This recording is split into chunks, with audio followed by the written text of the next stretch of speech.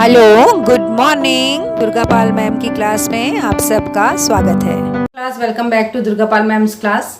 आज की क्लास में हम पढ़ रहे हैं क्लास 5 की वीणा से तीसरा चैप्टर है ये, चांद का कुर्ता। इस कविता की पूरी लिखित समरी और सप्रसंग व्याख्या मैं आपको करा रही हूँ आज। हालांकि इसकी मैं मौखिक व्याख्या का वीडियो ऑलरेडी बना चुकी हूँ, वो आपने देखा होगा। यहाँ पर मैं आपको लिखित व्याख्या दे रही हूँ क्योंकि कई बार क्या होता है कि आपको अपनी कॉपी में व्याख्या लिखनी होती है, तो आप यहाँ से आराम से लिख सकते हैं और समझ भी सकते हैं। तो कविता शुरू होती है। हट कर बैठा चांद एक दिन माता से ये बोला, सिलवा दो माँ मुझे ऊन का मोटा एक झिंगोला। सनसन चलती हवा रात भर जाड़े से मरता हूँ, ठिठुर ठिठुर कर किसी तरह यात्रा पूरी करता हूँ। आसमान का सफ़र और ये मौसम है जाड़े का, ना हो अगर तो ला दो कुर्ता ही कोई भाड़े का। इसका प्रसंग है।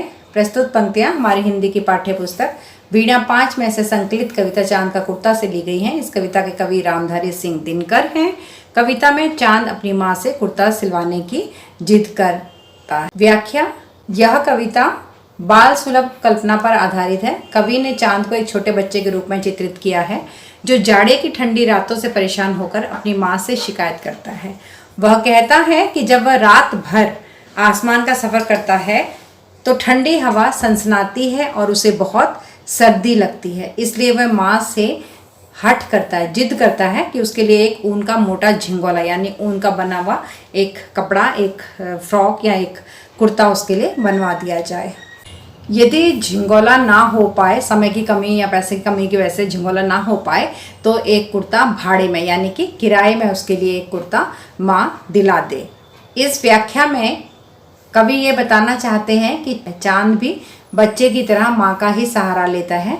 यह बाल मन की कोमलता और कल्पना शक्ति को दर्शाता है। इस कविता में छोटे बच्चे के मन में कौन कौन सी बातें आ सकती हैं, ये दिखाने की कोशिश कवि ने की है। रामधारी सिंह दिनकर की ये बहुत सुंदर कविता है चांद का कुर्ता, और उन्होंने ये दिखाया कि बच्चे की मासूमियत और अपनी माँ के प्रति उसका विश्वास कितना है कि चांद भी अपनी माँ से जिद करता है कि कुर्ता बनवा दो, जबकि चांद के लिए कुर्ता बनाना तो असंभव है। पंक्तियों में जो कठिन शब्द आए हैं उनके अर्थ यहाँ दिए हैं। हट कर बैठा, जिद पकड़ ली। झिंगोला, ऊन का मोटा कपड़ा या फिर ओढ़ने का कोई कपड़ा मोटा सा। सनसन, तेज आवाज के साथ चलने वाली हवा। और ठिठुर ठिठुर कर यानी सर्दी से कांपते हुए। यात्रा, सफ़र या फिर यात्रा करना, सफ़र करना। भाड़े का कुर्ता, किराए पर लिया गया कोई कपड़ा या कुर्ता। अब चलते हैं दूसरी पंक्तियों की तरफ। बच्चे की सुन बात कहा माता ने, अरे सलोने कुशल करे भगवान लगे मत तुझको जादू टोने।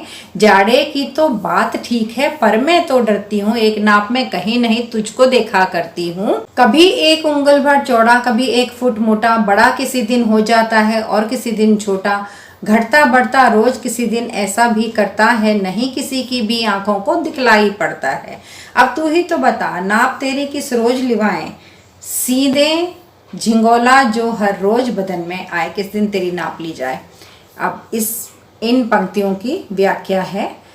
2 पैराग्राफ मैंने इस आधार पर बना लिया है कि एक पैराग्राफ में चांद बोल रहा है और दूसरे में माँ बोल रही है, तो इस तरह से 2 पैराग्राफ अलग अलग करके मैंने 2 बार प्रसंग और 2 बार व्याख्या आपको करवा दी। तो इसका प्रसंग बनेगा, सेम रहेगा प्रसंग जैसे पहले वाली पंक्तियों का था कि प्रस्तुत पंक्तियां हमारी हिंदी की पाठ्य पुस्तक वीणा 5 में संकलित कविता चांद का कुर्ता से ली गई है। इस कविता के कवि रामधारी सिंह दिनकर हैं। चांद जब अपनी माँ से कुर्ता सिलवाने की जिद करता है तो उसकी माँ चांद के आकार को अपनी परेशानी का कारण बताती है।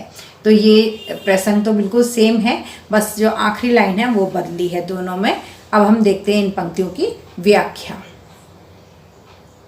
चांद की यह बात सुनकर माँ मुस्कुराकर कहती है, अरे प्यारे सलोने, मेरे प्यारे बच्चे, भगवान तुम्हें हमेशा कुशल रखे, अच्छा रखे, तुम्हें किसी तरह की बुरी नज़र ना लगे। फिर वह समझाती है कि झिंगोला बनाना आसान नहीं है, क्योंकि तुम्हारा आकार कभी 1 उंगल भर होता है, कभी 1 फुट होता है, कभी बड़े हो जाते हो, कभी छोटे, तो कभी दिखाई ही नहीं देते हो। इसलिए माँ कहती है कि अब तुम ही बताओ तुम्हारी ये सही नाप किस दिन ली जाए ताकि तुम्हें रोज फिट आने वाला झिंगोला सिल दिया जाए।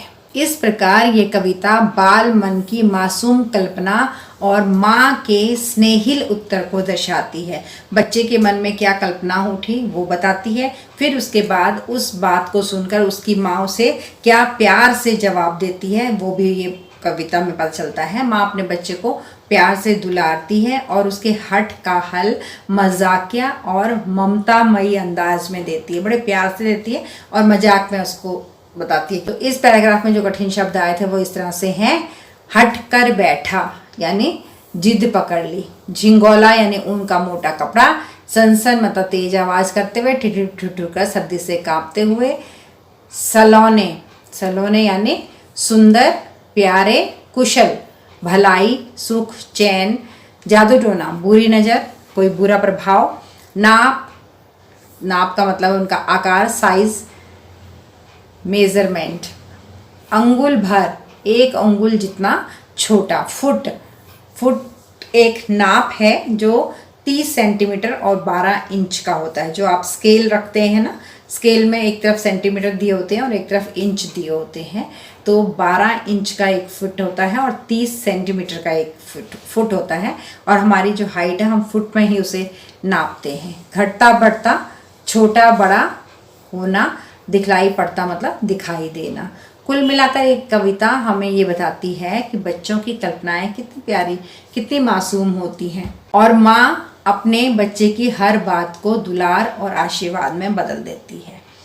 तो ये हमें इस कविता से पता चलता है। ये एक मनोरंजक कविता है जो बच्चों का मनोरंजन करती है और बच्चे चांद को बहुत पसंद करते हैं, चंदा मामा भी कहते हैं। तो चांद के ऊपर ये कविता बच्चों के लिए लिखी गई है।